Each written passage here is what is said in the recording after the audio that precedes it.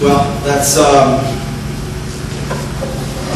not the first time that my academic rigor has been brought into question, but it's very rewarding to hear it from such a man that I respect so much. Coach was coach for 3 years, but before that he was my English teacher, and I think NYA, more than anything, what I remember about NYA and why I'm so humbled and honored to be up here with one of the best female athletes ever, 2 military veterans, and a team, along with an athletic director. Part of the reason that I'm so humbled to be up here is because of the people that I get to share this with.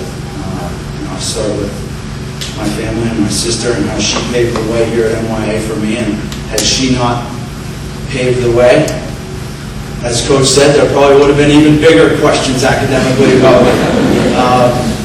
And because of the things that she's been able to accomplish, they let me through the doors, and I thank my mother and my father for that work ethic that whether they, well, it was very planned, I know that, but whether they knew how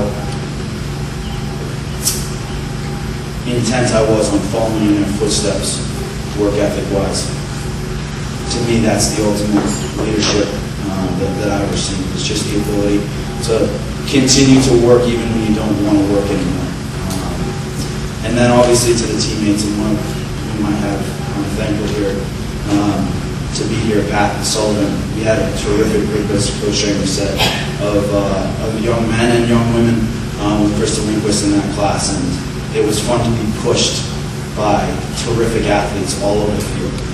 And whether they were on the field or whether they were off the field, you were always being pushed in a way. And for me, much of it was being pushed academically early on in my career. There's no doubt about that. And Mike was one of the people who really put his arm around me and said, compare yourself to yourself. Don't compare yourself to everybody else. And that was one of the first real lessons in the classroom that I ever learned, is do the best that you can, and everything else will fall into place. And don't cheat yourself on what that best is. You know, I still have very vivid memories of thinking I was doing my best, whether it be in Sunday chores or whether it be in the classroom.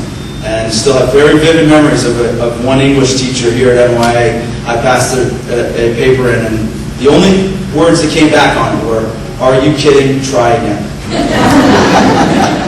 But I did try again, and I kept trying again, and it was wonderful. And as a couple people have said, this was a very formative institution for all of us who are here, and all of us who it means so much. And thank you to Peter for his wonderful leadership in developing this. And although she wasn't a very big part of my life at the time, or any part of my life at the time, my wonderful and supportive wife, Susanna, who has helped me move the passion forward in the coaching world.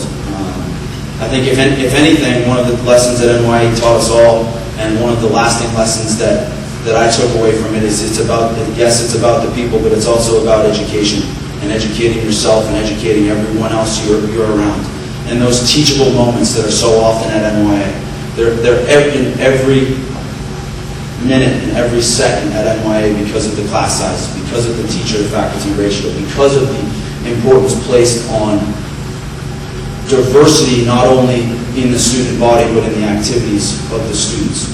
And although sometimes we all complained about it, about how we had to play some other sport, it truly did bring you in contact with some of the best human beings I have ever met or will ever meet. And for that, I'm incredibly thankful. When I think about our wedding, that we had 10 groomsmen. Incredibly, we had 10 groomsmen. 8 of them were from North Yarmouth Cal, and 2 of them were from my Brown experience. And I think back about how that's possible.